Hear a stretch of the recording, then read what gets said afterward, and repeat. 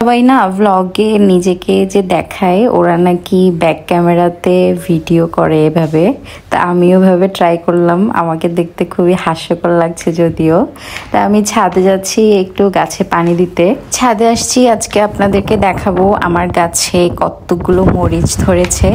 এত বাতাস আজকে, কি সুন্দর আছে।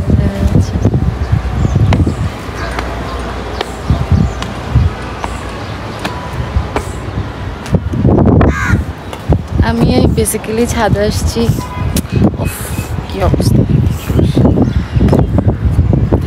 ছাদে আসছি গাছে পানি দিতে। এক মাস আগে মনে হয়, হ্যাঁ 1 মাস আগেই হবে, আম্মু আমাকে মরিচ গাছ লাগাইতে বললো তুই লাগা, তোর হাতে দেখি হয় নাকি। আম্মু মরিচ গাছ লাগানোর পর অনেক সময় থাকে না, তা আমার মরিচ গাছটা মাশাআল্লাহ এত মরিচ ধরছে। কিছু আমি নিয়ে গেছিলাম গতকালকে, তারপরও কিছু আছে দেখাই। এই যে আরো আছে, এগুলা হ্যাঁ আমার নয়নতারা ফুলটা বাতাসে লাগা হয়ে গেছে। তারপর হচ্ছে এই যে আমার তুলসী গাছ আছে একটা, তুলসী গাছের বীজগুলা আমার অ্যালোভেরার মধ্যে পড়ে 2টা তুলসী গাছ উঠছে, মাশাআল্লাহ মাশাআল্লাহ। আমার ইনডোর প্ল্যান্টগুলো আমি আমার বাসার বারান্দাতেই রাখি। কি সুন্দর ওয়েদার না, অনেক ভালো লাগতেছে।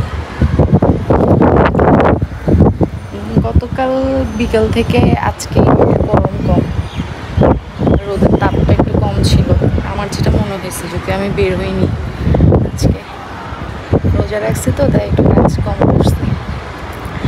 আমার ছাদে উঠলে সবচেয়ে বেস্ট পার্ট যেটা মনে হয় সেটা হচ্ছে আমার ছাদ থেকে সমুদ্র দেখা যায়। সমুদ্রের যে শিপ কিছু থাকে ওগুলোও দেখা যায়, দেখে আপনাকে এই যে দূরে একটু জুম করলে হয়তো দেখা যাবে। এই যে শিপ দেখা যাচ্ছে, এই যে একটা, এই যে একটা, একটু সমুদ্র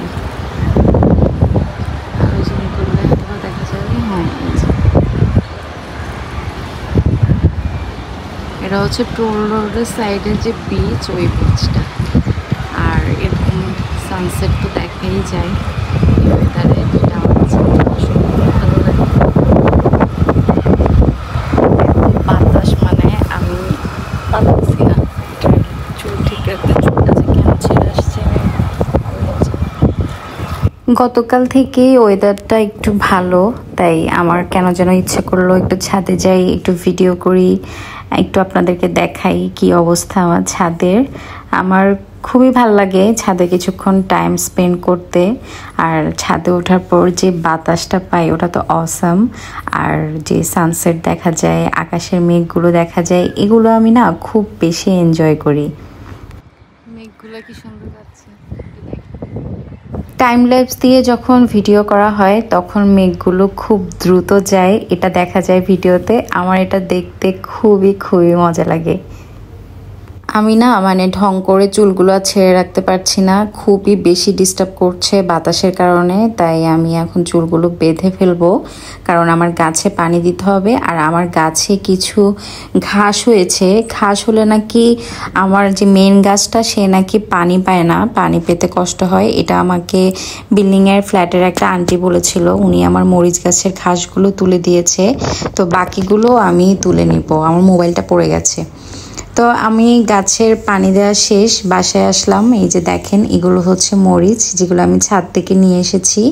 এভাবেই যদি মরিচ ধরতে থাকে ইনশাল্লাহ আমাকে আর কিনতে হবে না। আমার কেন যেন খুব খুশি লাগছে যে আমার হাতে লাগানো গাছের মরিচ এগুলো, তো এগুলো আমি এখন ফ্রিজে রেখে দিব। আমার খুব ইচ্ছে করছে আম্মুকে একটা কল দিয়ে জানাতে যে আম্মু দেখেন আপনি আমাকে যে মরিচ গাছটা দিয়েছিলেন ওগুলো থেকে এতগুলো মরিচ ধরেছে।